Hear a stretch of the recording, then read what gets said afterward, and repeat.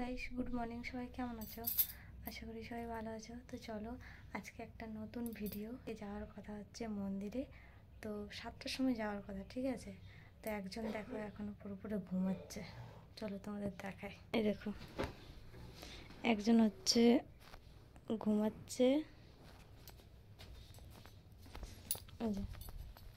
এখন ঘুমাচ্ছে। আমার ছেলে উঠে বসে আছে,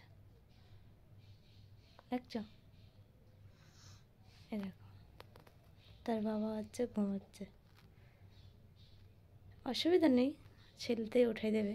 বাপরে, চলো টাইমটা দেখি।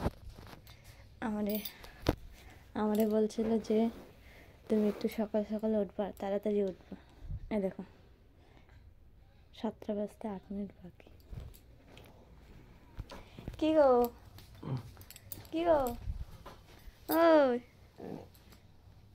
ওই 5টা বাজে, ওঠো ওঠো ওঠো, 5টা বাজে ওঠো। এই দেখো কি গো, আমি নাকি উঠতে পারবো না সকাল সকাল। ওঠো, 7টা বাজে, 7টার সময় মন্দিরে যাওয়ার কথা, এখনো স্নান কিচ্ছু হয়নি। তো তুমি রেডি হও তাড়াতাড়ি, তোমার রেডি হতে টাইম লাগবে, আমার রেডি হতে। দেখো তো ছেলে কখন উঠছে, জানো তুমি কিছু? লাভ ইউ বাবা, গুড মর্নিং পাপা। তো ফাইনালি আমরা রেডি হয়ে গেছি। যে সাজুগুজু এখনো হয়নি, মানে আমার তো জাস্ট গেঞ্জি আর প্যান্ট পরলাম, হয়ে গেছে। 7টার সময় যাওয়ার কথা, ঠিক আছে। তোমার রেডি হতে কত সময় লাগলো? সেটা তো আমার লেট হয়েছে, ঠিক আছে, মানছি। আমার উঠলাম, আমি ব্রাশ করলাম, জামা প্যান্ট পরলাম, ব্যাস হয়ে গেল। তা তোমার এখনো তুমি করতে পারো না, এখন 8টা বাজে চলো।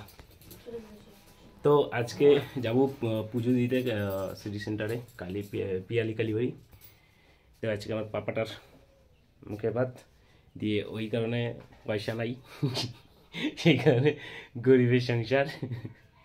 তো ওই পুজো দিয়ে এসে একটু প্রসাদটা মুখে দেবো, আর বাড়িতে নিজেরা একটু রান্না বান্না করেছি কিছু, সেগুলো দিয়ে একটু ওর মুখে ভাত মতন করে দেবো। তো অনেকক্ষণ ওয়েট করার পরে আসলো টোটো করে এখন যাচ্ছি আমরা বাস স্ট্যান্ডের দিকে। বাড়ি থেকে প্রসাদ আনি নি, তো রাজবাদ বাস স্ট্যান্ড থেকে আমরা প্রসাদটা নিয়ে নিলাম, এখন যাবো বাস স্ট্যান্ড।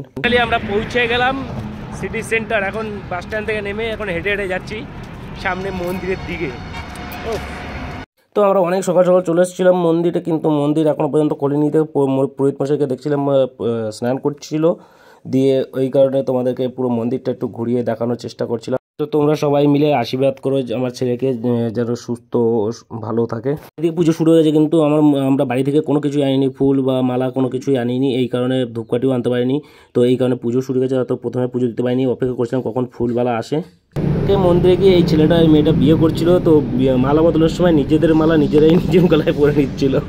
তো আমাদের পুজো দেওয়া কমপ্লিট, তো আমরা এবার যাচ্ছি বাস স্ট্যান্ডের দিকে। বাস স্ট্যান্ডে গিয়ে এখন বাস ধরে এবার বাড়ি যাবো। বাড়ি গিয়ে এবার হচ্ছে আমার পাপার মুখে ভাত দেওয়া হবে। তো সবার কাছে একটাই কামনা, সবাই আশীর্বাদ করবেন। তো আজকের ভিডিওটা কেমন লাগলো অবশ্যই কমেন্ট করে জানাবে। তো ওর মামা এখন শুরু করে দিল ওর মুখে ভাত দেওয়ার, ও পায়েস দেওয়ার সঙ্গে সঙ্গে কান্না করে দিল, দেখো তোমরা।